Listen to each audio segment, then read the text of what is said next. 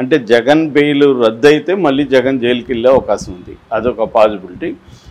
రెండో పాజిబిలిటీ ఏంటంటే దీంట్లో కన్విక్షన్ పడ్డం.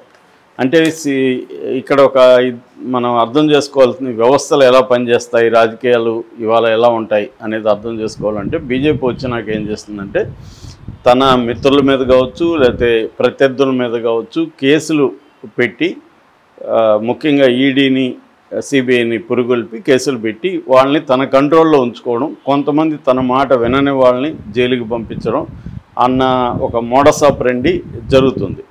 సో ఈ మోడస్ ఆపరెండి ప్రకారం జగన్ మిత్రుడిగానే ఉంటున్నాడు బీజేపీకి. ఆయన అధికారంలో ఉన్నా లేకపోయినా జగన్ మిత్రుడిగా ఉంటున్నాడు. బీజేపీ కూడా జగన్ పట్ల సాఫ్ట్ కార్నరే చూపిస్తుంది ఇప్పటి వరకు కూడా.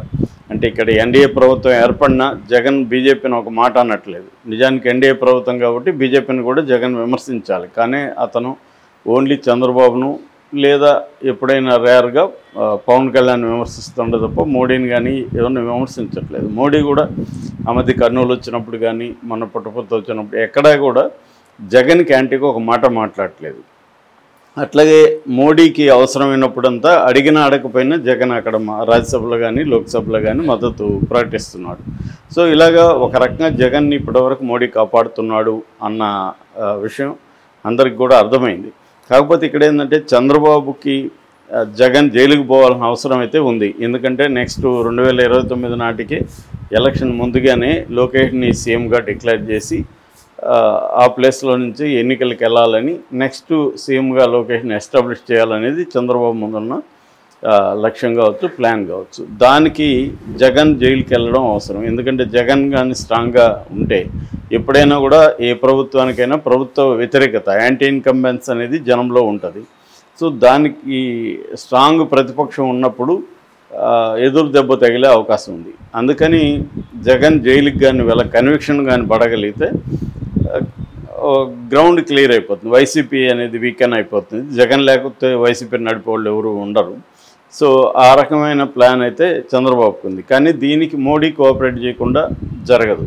గతంలో చంద్రబాబును అరెస్ట్ చేసినప్పుడు కూడా మోడీ నాడ్ లేకుండా జగన్ అరెస్ట్ చేసిన పరిస్థితి లేదు, అది అందరికీ తెలుసు. సో ఇప్పుడు ఈ కేసు ఎందుకు ఇంపార్టెన్స్ అంటే రోజువారీ విచారణ జరుగుతుంది కాబట్టి జగన్ మరి ఈ రోజు తర్వాత రెగ్యులర్గా అటెండ్ అవుతాడా లేకపోతే మళ్ళీ దీన్ని ఎక్స్క్యూజ్ ఏమైనా ఇస్తారా?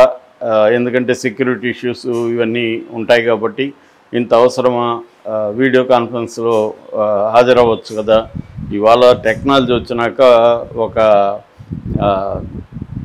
ఈ కైండ్ ఆఫ్ Z+ కేటగిరీ ఉన్న వాళ్ళు ప్రతిసారి కోర్టుకు అవుతుందైతే ప్రజలకు కూడా ట్రాఫిక్ ఇబ్బంది, ప్రజలకు ఇబ్బంది, అనేక అసౌకర్యాలు అయితే జరుగుతాయి. మరి కోర్టు సిబిఐ అయితే గట్టిగా రావాలని చెప్తుంది. రావడం వల్ల అదనంగా ఏంటి ఉపయోగం, ఆయన వీడియో దీంట్లో పార్టిసిపేట్ చేస్తే ఏంటి ప్రాబ్లము, ఇవన్నీ కూడా ఇప్పుడు చర్చకు వస్తున్నాయి. అంటే సిబిఐ సీరియస్గా ఉందంటే మోడీ సీరియస్గా ఉన్నట్టే. మరి సిబిఐ నిజంగానే సీరియస్గా ఉంటుందా లేకపోతే సీరియస్గా ఉన్నట్టు కనిపిస్తుందా అనేది మనం చూడాలి.